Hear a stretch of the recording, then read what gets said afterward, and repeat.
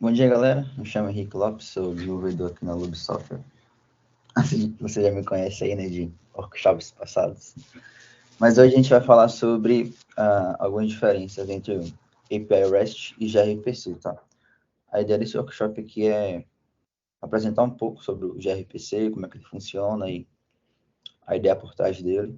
E depois a gente faz uma comparativa, né, com as funcionalidades do API REST, tá? Então, começando, né, acho que pelo principal, o que é o gRPC. Bem, quando a gente abre a documentação do gRPC, a gente dá de cara aí com esse conceito, né, com essa definição.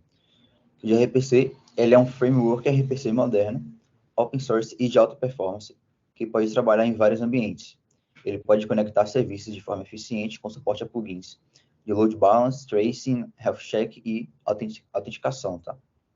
Então, basicamente, o gRPC, ele tem a sua arquitetura, né, baseada no framework RPC. E aí, esse framework RPC, ele já é um pouco antigo, né? Então, se a gente for agora para a definição do RPC em si, ele é um modelo de comunicação que define um protocolo para execução remota de procedures em computadores ligados em rede, né? Basicamente, assim, a galera costuma definir que o RPC é como se você tivesse um cliente e um servidor, e com esses computadores ligados em rede, o seu cliente consegue executar um método que está definido no seu servidor, né? Então, inicialmente, essa nomenclatura ela foi utilizada para descrever a comunicação entre dois processos dentro de um mesmo sistema operacional, tá?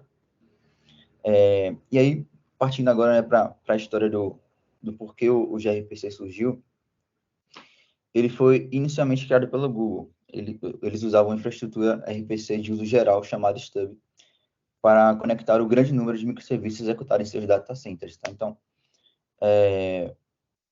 basicamente, eles tinham um grande número de microserviços e eles utilizavam a estrutura de RPC, né, para fazer a conexão entre esses microserviços, tá? E aí, em março de 2015, eles decidiram construir a próxima versão do Stub e torná-lo open source. E aí o resultado foi o gRPC, né, que agora ele é usado em muitas organizações fora do Google para impulsionar os casos de uso da arquitetura de microserviços. E pelo fato dele ser open source, ele já teve muitas contribuições, como por exemplo da Netflix, né? Tem aí um depoimento da Netflix onde eles falam que no início eles começaram a utilizar o gRPC e aí eles precisavam de algumas features que ainda não haviam sido implementadas. Então eles, em conjunto, né, com o time de desenvolvimento da Google, foram lançando novas features. E, então, assim, pelo fato dele ser open source, né, então várias empresas que trabalham com o gRPC já contribuíram também para features, né, que atualmente existem nele.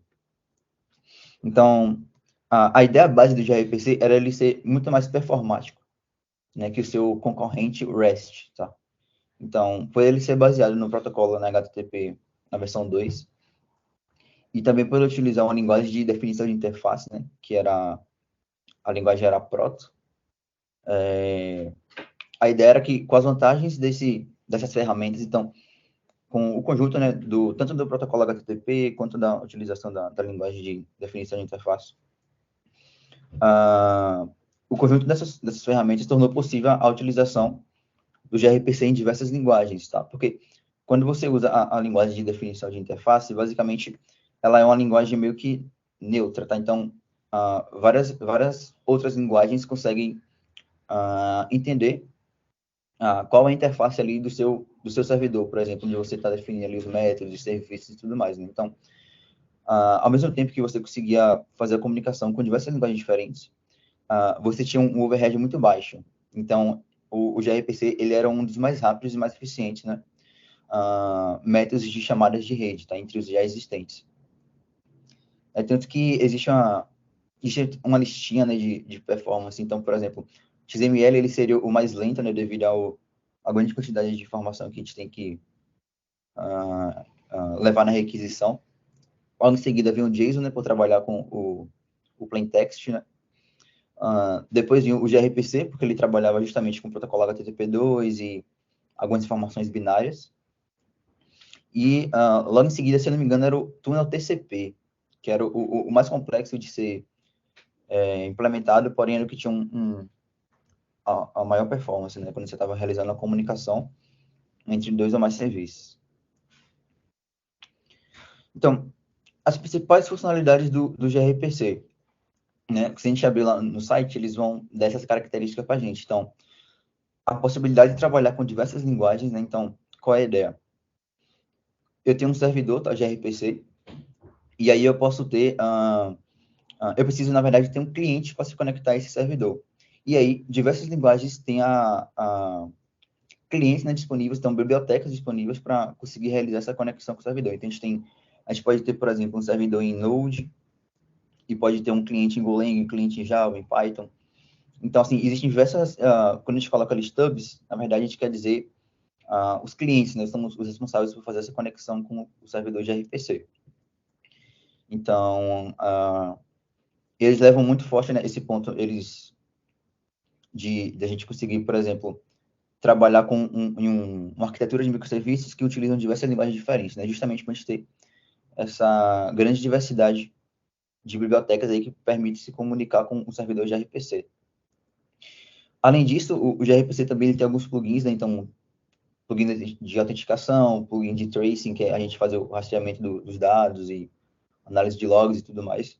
Plugins também de load balance e de health check, tá? Então, quando a gente trabalha com o gRPC, a gente tem acesso a esses plugins, né? A gente consegue adicionar essas funcionalidades aí na nossa aplicação. E, além disso, né, a comunicação utilizando o protocolo HTTP na versão 2. Esse protocolo HTTP na versão 2, ele possui algumas vantagens, né, em relação ao HTTP na versão 1. Como, por exemplo, eu coloquei duas aí, né, a multiplexação de requests e respostas, ou seja, o protocolo HTTP na versão 1, a gente não consegue, em uma só conexão, realizar várias requisições e várias respostas. Então, sempre que a gente tem mais de uma requisição, a gente precisa abrir mais de uma conexão também. O que é diferente no protocolo HTTP na versão 2, né? Porque, justamente porque ele tem essa funcionalidade da multiplexação, que é basicamente, devido a um frame que foi adicionado no HTTP, ele permite a gente separar o header do payload, tá, na requisição. Tanto na troca de mensagem, quando for uma requisição, uma resposta, é permitido que a gente consiga separar o header do payload em frames binários. Então, tipo assim, são informações que estão na mesma mensagem, porém elas estão meio que separadas em frames diferentes. E aí isso faz com que a comunicação seja mais rápida, e aí em uma conexão a gente consiga trabalhar, né, com mais de uma requisição e mais de uma resposta também. Outra funcionalidade também é a compreensão e o mapeamento dos headers, porque muitas vezes em uma requisição, o header ele é muito maior que o payload em si, né, da requisição. Então, o protocolo HTTP na versão 2, ele faz a compressão desses headers, né? Na verdade, ela faz a compressão de todas as informações, tá? Transformando tudo em binário. Só o que acontece? Quando a gente abre a conexão, ele consegue mapear os headers que foram enviados. E aí, sempre que é feita uma nova request ou uma nova response, ele analisa para ver se os headers são o mesmo. E aí, em vez de ele enviar toda a informação do header, ele envia só um index, né? Identificando quais são os headers que já foram enviados, tá? Então, tipo, ele não trabalha a toda a requisição e enviar sempre os headers novamente e tudo mais. Ele mapeia os headers, envia o index e, se algum header mudar, por exemplo, aí sim ele envia só esse header que mudou.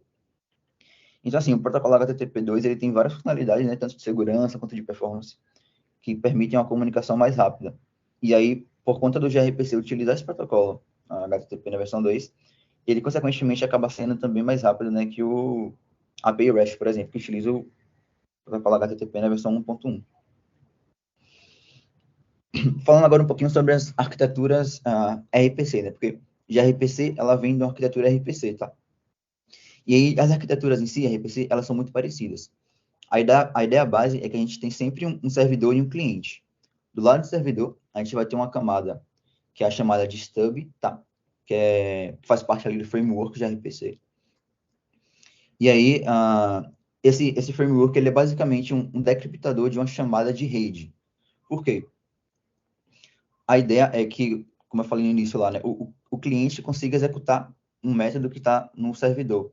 Só que aí essa comunicação vai ser via chamada de rede, né? e ela vai ser criptografada. Então, no nosso servidor, a gente tem um stub, né, responsável justamente por fazer essa decriptação dos dados e conseguir chamar a função que o cliente está passando ali, né? Porque quando o cliente faz a requisição para o server, ele envia o nome do método que ele quer chamar e tudo mais. Então, a ideia é ele fazer essa requisição para o server decriptar essa informação e conseguir executar o método que o cliente está pedindo. Tá? E aí, no lado do cliente, a gente tem uma chamada de rede feita também por um cliente, que é justamente o cliente responsável por fazer a comunicação com o servidor de RPC, tá?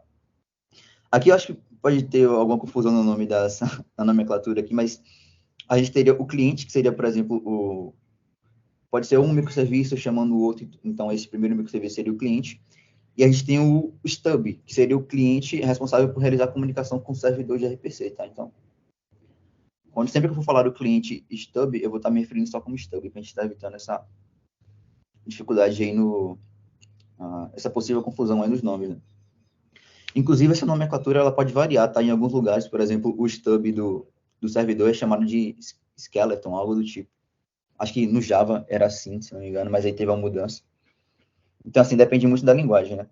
Mas, no geral mesmo, são stubs, quando a gente está trabalhando com gRPC. Então, só voltando aqui, né? No lado do cliente, a gente vai ter como se fosse o stub, que ele vai ser como um falso objeto representando o objeto do lado do servidor. Ou seja, é como se o stub no client ele representasse um objeto que tivesse os métodos que a gente declarou no servidor, tá? Porque a ideia é que através desse falso objeto, né, o client consiga acessar o método e aí esse stub vai entender qual foi o método que o cliente pediu e aí sim ele vai realizar a comunicação de rede, tá? Mais para frente vai ter uns desenhos aqui, acho que é melhor para entender como é que funciona todo esse fluxo aí. Aqui o desenho. Então, basicamente, a gente tem aqui um cliente, tá? Ele vai realizar uma chamada RPC através de um stub. Esse stub, por conta da interface que a gente definiu lá usando a linguagem Proto, ele contém todos os métodos, né, que o nosso server está implementando. Então, a chamada RPC é meio que feita para um método falso, e aí esse client, ele é responsável por realizar a chamada de rede, né, com todos os dados criptografados e tudo mais, para o stub no servidor, que seria aqui o skeleton, né, ou então, em outras linguagens, o próprio stub também no servidor. E aí, esse stub no servidor seria responsável por fazer a decriptação dos dados que vão chegar, né, e invocar o método correto, tá?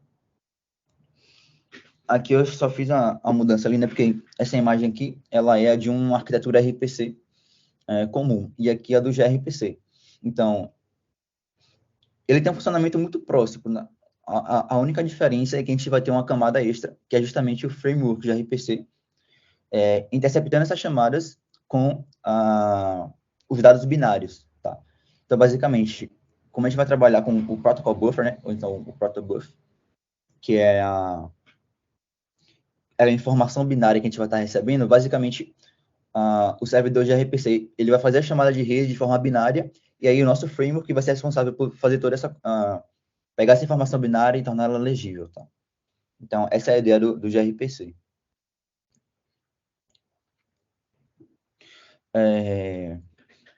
Então, eu trouxe aqui, ó, algumas coisas que vão poder facilitar o entendimento, né? Então, basicamente, o funcionamento é o mesmo, tá? Então, o cliente, ele vai converter as chamadas feitas localmente em chamadas de redes binárias, com o protobuf, tá? E vai enviar pela rede até o servidor de RPC, que vai decodificar e vai responder para o cliente. Então, aqui nós só repassando ali o que eu acabei de falar. E essa chamada de um método remoto, ela é uma chamada comum de um método local, que é interceptada por um modelo local do objeto remoto, tá? Então, ou seja, o objeto remoto seria o nosso servidor no back-end, e aí a gente vai ter esse modelo local, que é como se fosse aquele objeto fake, tá? O objeto falso. Então, no lado do cliente, né, ele vai acessar esse stub, que vai fazer essa chamada de rede para um método específico do back-end. Então, a ideia é que a gente estivesse chamando um método remoto, um método local, como se ele fosse um método remoto, tá? Justamente por conta da definição ali da linguagem da linguagem de definição da interface, ou seja, a Proto, beleza? Como em vários sistemas RPC, o gRPC ele é baseado na ideia de definir um serviço especificando os métodos, que podem ser chamados remotamente, com os parâmetros e os retornos tipados também, né? Porque como o nosso front ele vai ter que ter esse falso objeto, na nossa definição da interface ali, a gente precisa tipar, né, o que é que ele vai receber, o que é que ele vai retornar, justamente para o stub no cliente conseguir simular, né, o servidor.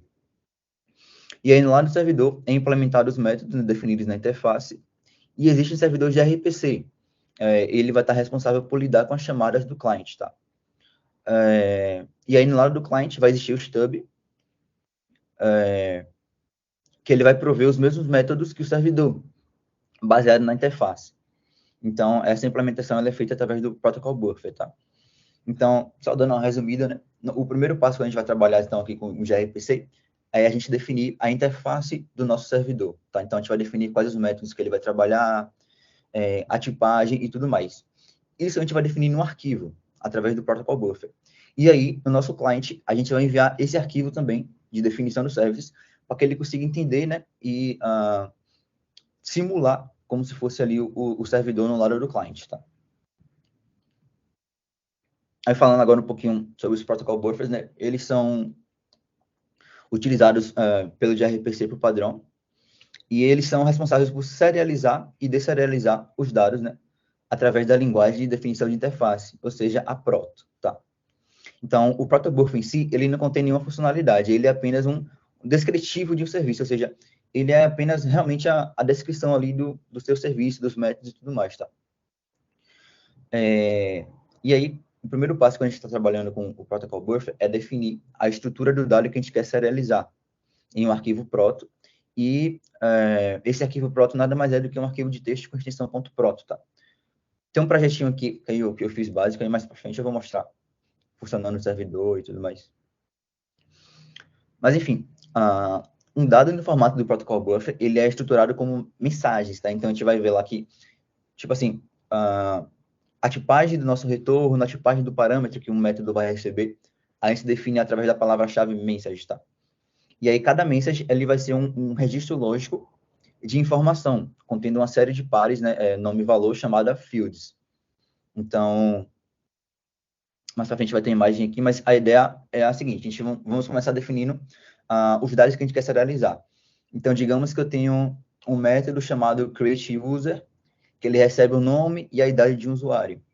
Então, eu definiria um método chamado... um método não, eu definiria uma message, né, chamada createUser, e nessa mensagem eu definiria que ela teria dois fields, seria o de name e o de age, tá, o de idade. A ideia basicamente é essa. E aí, no meu método, eu informo, né, que essa message vai ser o parâmetro desse método. Uma vez que a gente especifica a estrutura dos nossos dados, a gente precisa usar um compilador, tá, para gerar classes de acesso, né, nos dados da linguagem escolhida por nós. Então, vamos lá. Eu tenho meu arquivo .proto e lá eu defini os meus métodos. Porém, eu não consigo trabalhar com aquele arquivo .proto ali daquela forma. Ele precisa ser compilado para uma linguagem. Então, por exemplo, se a gente estiver trabalhando com Golang, eu preciso usar um comando que vai transformar aquele arquivo .proto em um arquivo compilado, e aí eu uso esse arquivo compilado para falar para o meu cliente qual vai ser os métodos, para falar para o meu... indicar, né, no meu servidor de RPC qual é a interface que ele deve usar e tudo mais. Então, assim, eu preciso compilar.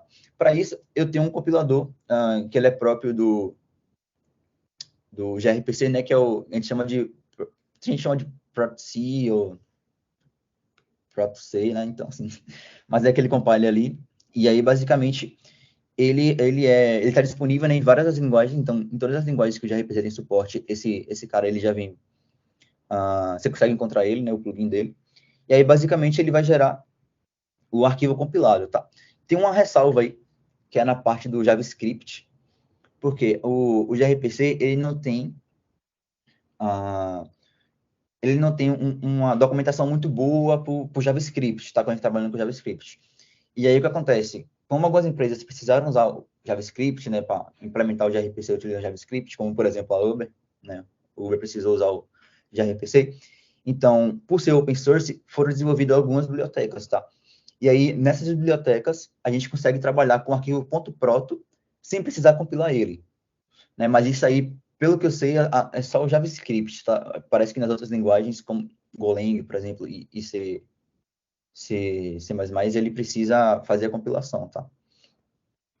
Então, o que acontece nessa compilação, né? Basicamente, os nossos métodos definidos nesse arquivo .proto vão ser gerado classes para ele, né? E aí, para cada método desse, a gente vai ter algumas funções, como, por exemplo, digamos que a gente tenha o field ali name, né, do nosso create user, por exemplo. Então, a gente vai ter uma função name, que vai retornar o nome, vai ter função set name, que vai serializar, né, a informação que a gente vai receber. Então, assim, esse arquivo compilado, ele é basicamente usado para a gente conseguir fazer a serialização e a deserialização dos dados, tá? E aí, toda a mensagem serializada com o protobuf, ou seja, utilizando esse arquivo aí, ela é enviada em formato binário, tá? É por isso que a gente precisa do framework de RPC ali para conseguir fazer pegar esse dado em formato binário e deixar legível para o nosso server, tá? Então, a mensagem serializada ela é enviada em formato binário e, por conta disso, a sua velocidade de transmissão ela é muito mais alta do que um texto puro, por exemplo, do que um plain text, né, que a gente envia no API REST, por exemplo. Isso porque né, o binário ele ocupa menos banda e como o dado é comprimido pela HTTP2, o uso de CPU também é muito menor. Ou seja, por conta desses motivos aí, a gente tem uma característica, né, que é a performance do gRPC ser melhor que a da API REST. Porém, tem alguns pontos, né, não a bala de prata, tem alguns pontos negativos também quando a gente trabalha com gRPC. Mas aí isso a gente vai ver mais para frente um pouquinho. Eu vou mostrar aqui um exemplo da implementação, tá? Desse servidor de RPC. Basicamente, esse meu... Só uma dúvida, dá para vocês estão conseguindo enxergar bem? Não sei se está pequenininho aqui e tudo mais. Estamos conseguindo enxergar sim, Henrique. Show. Obrigado. Então, esse aqui é um carinha que eu fiz aqui para teste mesmo. Então, ele é responsável apenas por criar um usuário, tá? Então, na minha parte de infra aqui, eu tenho um database local, né? Então, é basicamente um arrayzinho e tudo mais. Que eu simulo como se fosse um banco de dados. Então, a função getUser retorna o array. O createUser, ele vai receber um name. Vai adicionar um ID. E esse usuário também vai ter vários endereços. E também tem uma função addRess, que basicamente ele recebe o ID do usuário, recebe o endereço e adiciona, né, nesse campo de endereço, o endereço recebido via parâmetro. Então, basicamente, só isso aqui que eu tenho no meu repository mesmo. E na minha camada principal, né, é o que eu tenho no meu servidor, tá? Começando aqui pelo nosso arquivo user.proto. Nele, eu defini quais são os métodos que meu servidor gRPC vai ter, tá? Então, eu começo definindo a versão, beleza? O Protocol Buff em si, ele utiliza por padrão a versão 2, tá? O Proto 2. Porém, quando você trabalha com gRPC, eles indicam que você trabalhe com a versão 3, porque você vai ter acesso a mais features, você vai conseguir fazer a comunicação melhor entre microserviços de linguagem diferente e tudo mais. Então, recomenda-se utilizar a versão 3, tá? Basicamente, qual é a ideia?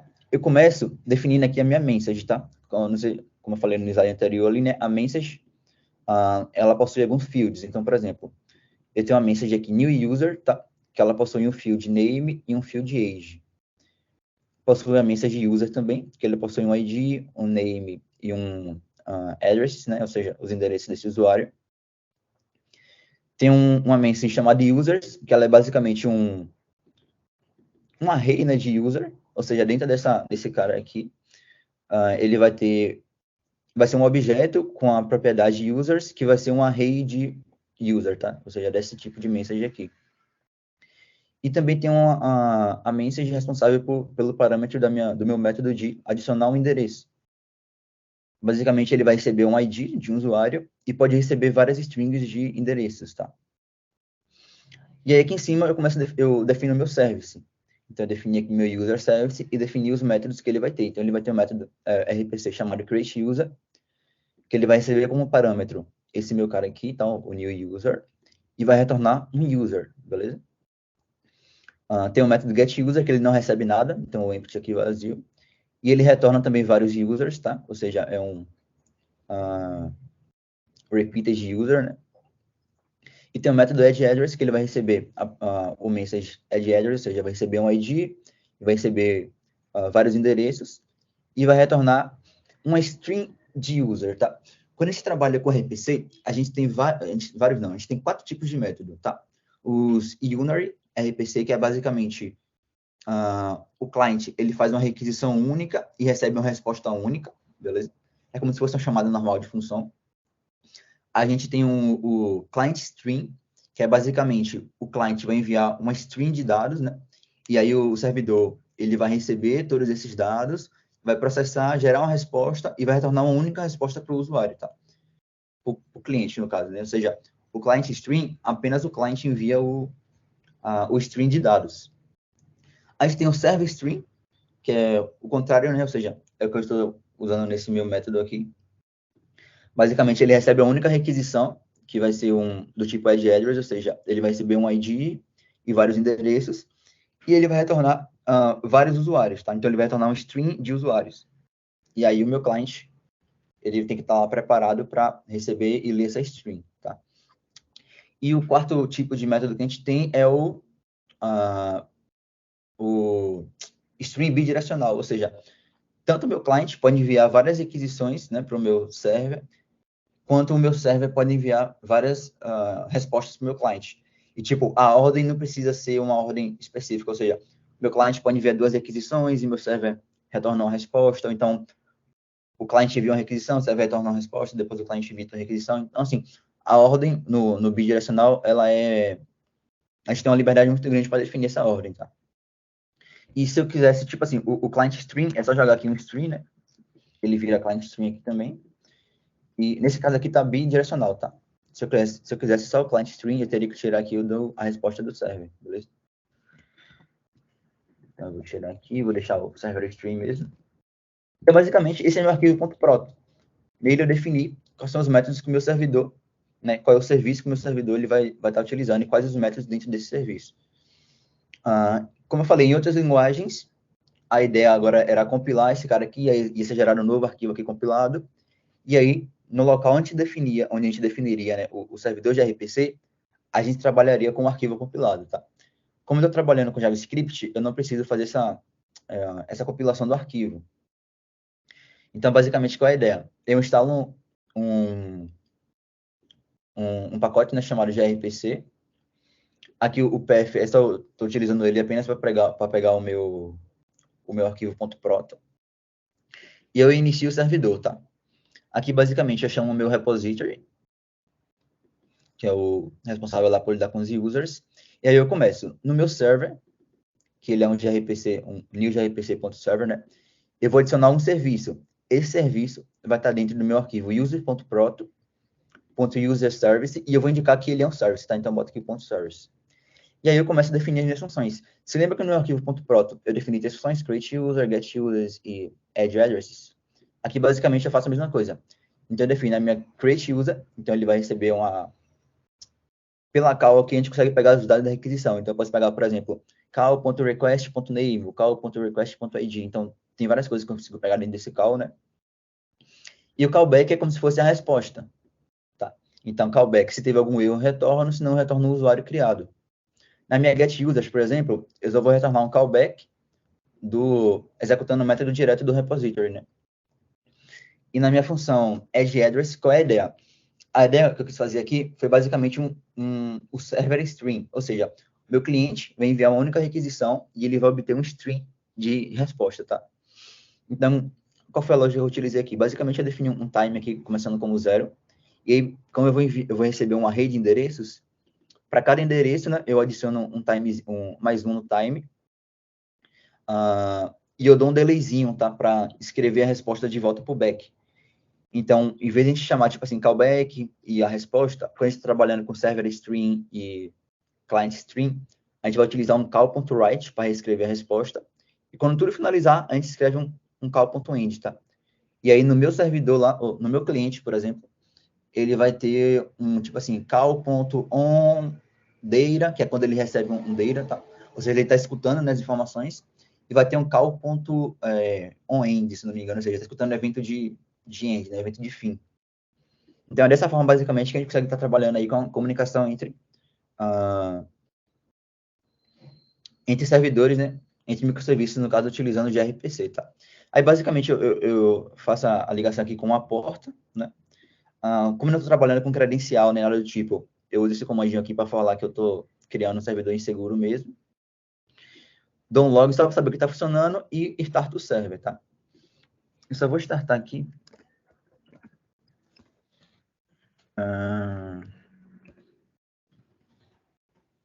Beleza. O que acontece?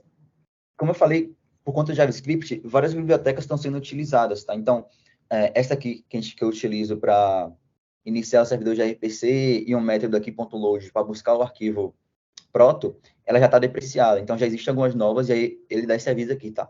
Utiliza esse gRPC, .load e tudo mais. Então, tipo, tem que fazer umas configurações diferentes e tudo mais para conseguir carregar o arquivo utilizando esse novo método. Porém, ele é o mais correto, certo? E aí, qual é a ideia? Bem, o meu server, ele já está definido. Então, eu já tenho o meu arquivo de interface definido e tudo mais. E aí, eu preciso que o meu cliente tenha o conhecimento desse meu arquivo, user.proto. Então, qual é a ideia? O cliente, ele pode ser o quê? Tanto outro microserviço, né, que vai chamar os métodos desse servidor, quanto pode ser, por exemplo, um Insomnia. Então, se eu abrir aqui o Insomnia, vou fazer aqui do zero, né? Eu já tinha um aqui, mas eu vou fazer do zero. Basicamente, eu crio uma nova requisição e falo que o tipo dela vai ser gRPC. Tá? Eu vou botar aqui um request workshop. E aí, agora, eu preciso... vou excluir aqui para né, ficar zarado. Eu preciso agora informar para o meu cliente qual é o arquivo .proto, ou seja, ele precisa ter um conhecimento de quais os métodos que o meu servidor de RPC tem disponível, tá? Então, basicamente, eu vou adicionar aqui um protofile, user.proto, né? Se eu trabalhasse com Golang ou com alguma outra coisa, eu teria que, em vez de selecionar esse user.proto, eu teria que selecionar o arquivo compilado, né? Mas como é JavaScript, eu não preciso. E aí, eu vou salvar. Quando eu salvo, eu preciso agora colocar aqui qual é a porta, né? Você lembra que ele vai fazer uma requisição de rede, uma chamada de rede? Então, eu preciso identificar aqui onde é que está essa chamada de rede, tá? Deixa eu só copiar aqui. Beleza? E agora, se você acionar o método, qual é a ideia? O meu cliente, por ele ter aquele stub, ele conhece os métodos que o meu servidor tem disponível. Então, quando eu seleciono aqui um método, o meu servidor, ele já é notificado de que um método vai ser invocado. Então, o cliente, tá, ele envia o nome do método, envia alguma metadata, por exemplo, que são informações de autenticação e tudo mais, e pode enviar algumas outras informações, como, por exemplo, o timeout, ou seja, o tempo que ele vai esperar até o servidor, né, retornar uma resposta. Com isso, né, o servidor ele pode escolher ou não se ele vai enviar o metadata dele, né? Isso é opcional, então você pode colocar ali ou não pode colocar, né? Mas basicamente, se ele não enviar, ele vai esperar a requisição do cliente, né? Do stub do cliente. E aí, o stub do cliente vai enviar os dados, e aí quando o servidor receber esses dados, ele vai fazer todo aquele processamento lá que a gente tem aqui no nosso código, né? Ou seja, por exemplo, eu vou criar um usuário, então eu vou pegar o name que vai ser enviado. Então, vamos lá. Create user, vou passar aqui um name, tá? Name, por exemplo, Henrique. Vou enviar. Beleza, já deu a resposta. Então, um name, criou um usuário, né? Com name, ID e tal. Deixa eu criar um outro aqui chamado Lopes. Criou outro usuário, ID 2, name Lopes. Agora, eu quero fazer uma listagem desses usuários. Então, eu vou acessar meu método getUsers e vou enviar. Aí ele já retorna também o meu getUsers.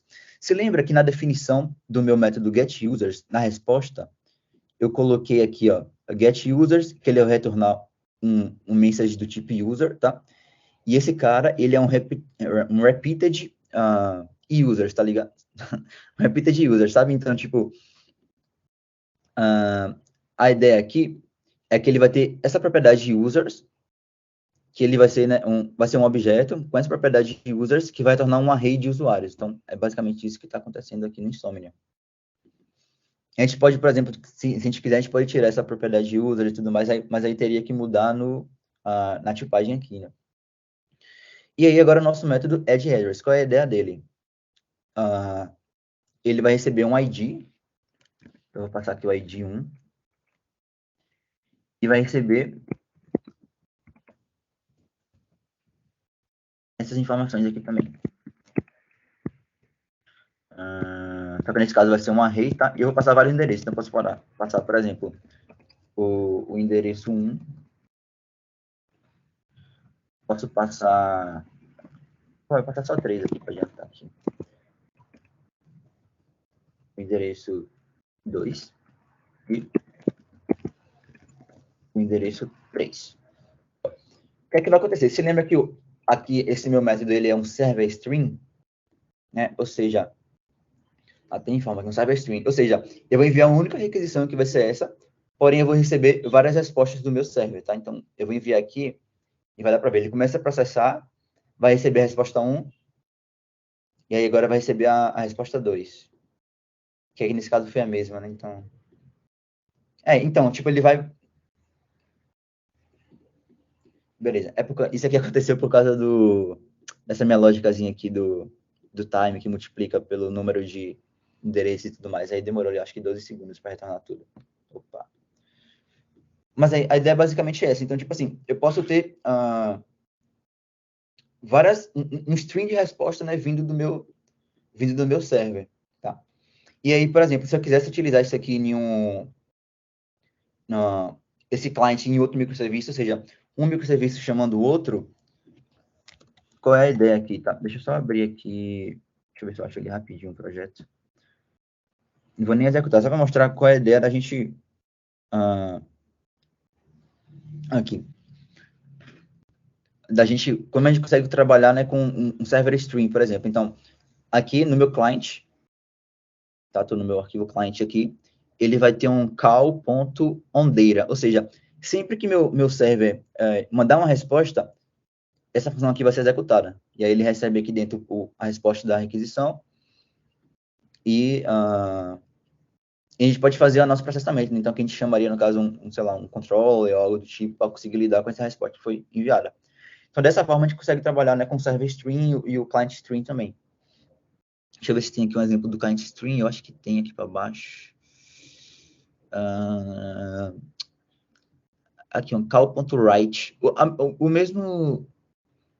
No meu outro projeto aqui, né, para minha resposta, eu usei um call.write.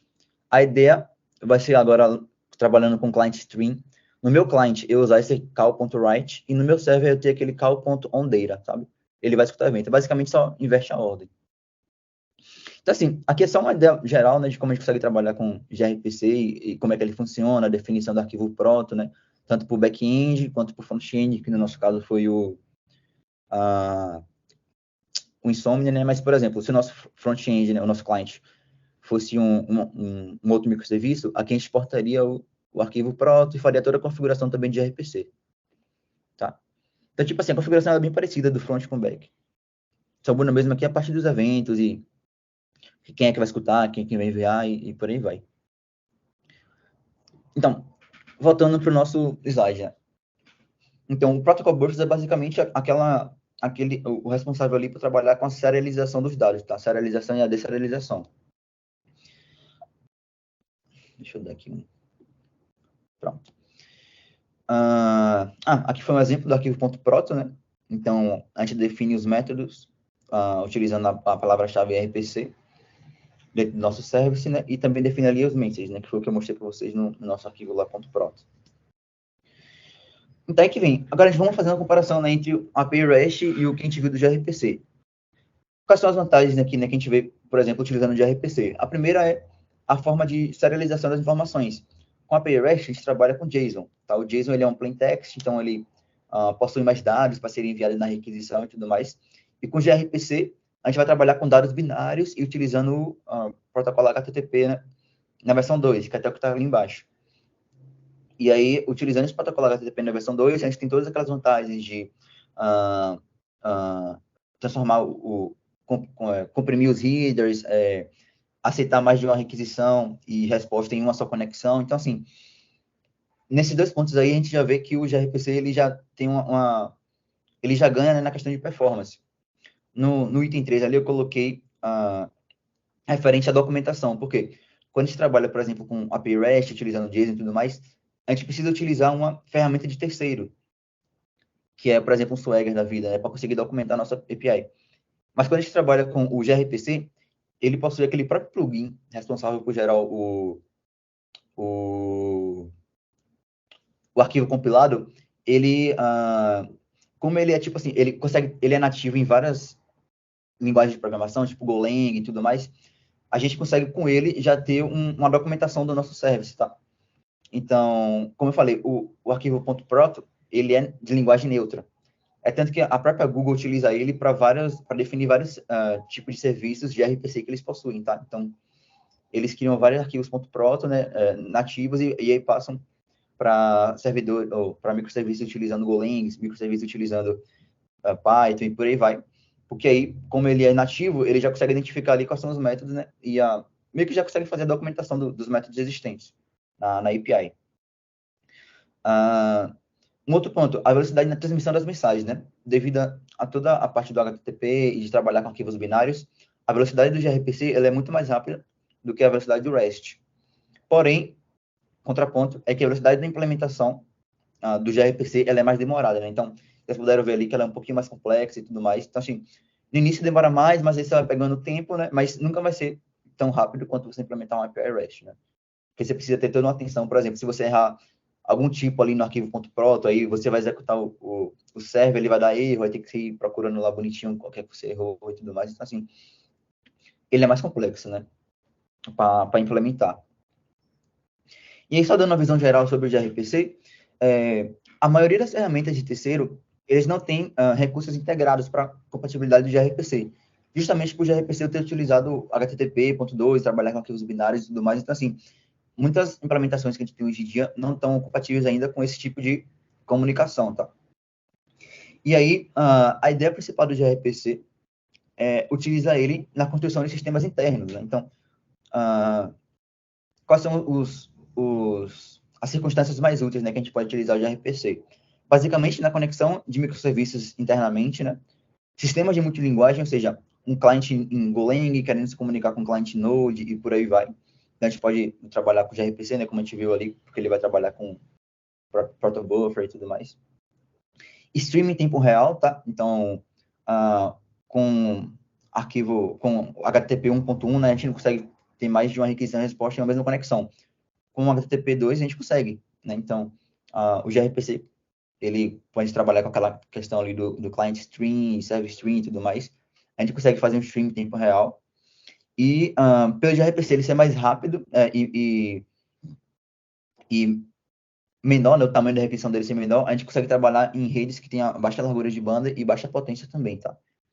Então, tinha até uma imagem, mas eu esqueci de colocar aqui, que é basicamente assim, digamos que você tem toda uma infraestrutura, né, com vários microserviços e tudo mais. Os microserviços que vão realizar comunicação externa e tudo mais, esse sim, o ideal é que eles usem a API REST, tá? Justamente por ser o mais comum, por ser o que tem uma melhor documentação, por ter mais compatibilidade e tudo mais. Mas, internamente ali, comunicação de microserviço com microserviço, tá? Seria bom, tipo, avaliar se o gRPC não seria a melhor opção, tá? Justamente por todas essas questões de performance e tudo mais, beleza? Então, galera, a ideia do workshop era basicamente essa, né? Apresentar um pouquinho do gRPC para vocês. E comparar, né? Com o API REST ali, para a gente ver quais são as vantagens e desvantagens.